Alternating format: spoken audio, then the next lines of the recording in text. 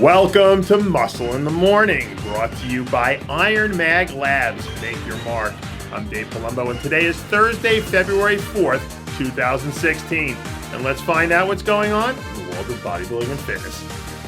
If you've spent the last few months wondering where you are going to get your first bikini fix of the season, you can settle down now and wonder no more, because the IFBB bikini season has officially begun.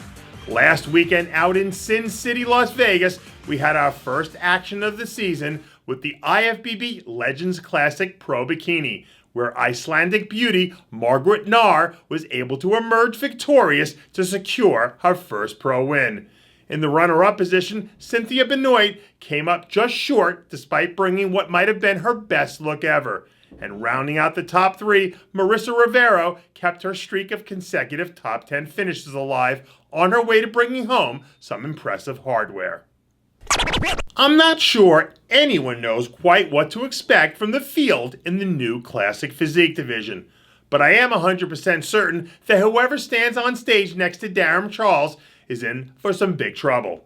Earlier this week, the one-time great bodybuilding pro turned Classic Physique future star released a little bit of candid in-gym posing footage, 7 weeks out from making his first trip back to a pro stage in nearly 3 years. And I think it's safe to say that he's going to be ready to get the party started. Charles already looks well ahead of schedule and should be in position to make some major waves a few weeks from now. But without knowing how things are going to shake out yet in the new division, it seems like just about everything is still open to interpretation until the first show is in history.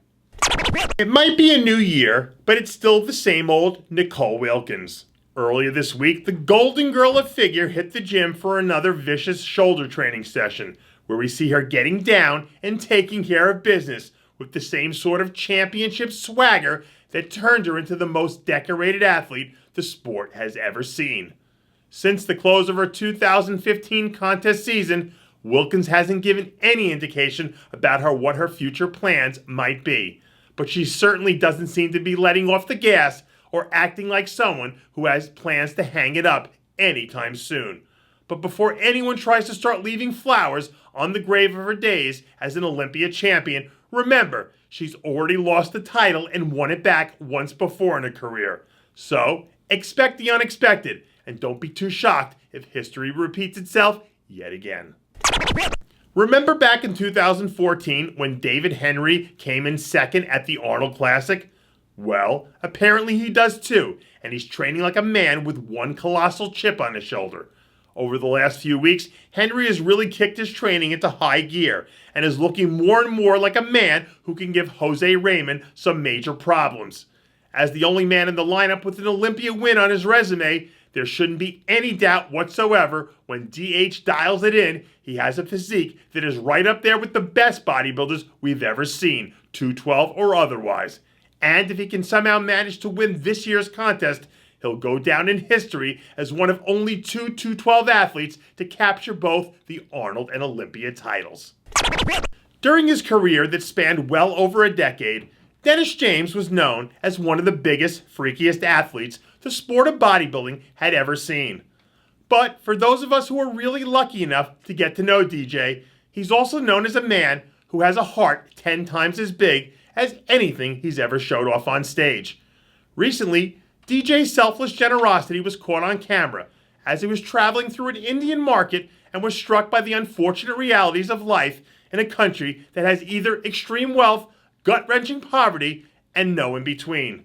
DJ came across a group of local poor people waiting outside a local restaurant for someone to buy them a meal and momentarily help ease their plight and hunger.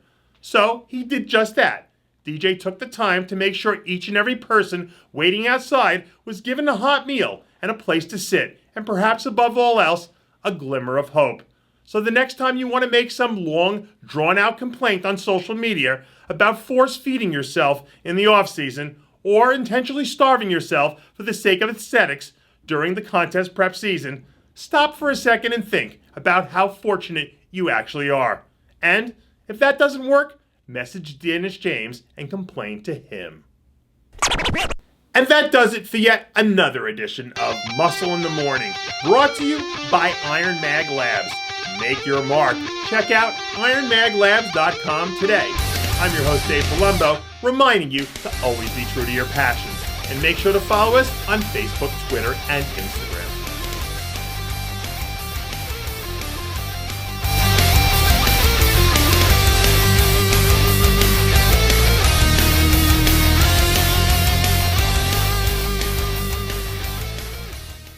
Hey guys, it's Stevie B here. If you like what you're seeing, hit the subscribe button below and never miss another RxMuscle show, segment, or update. RxMuscle is #1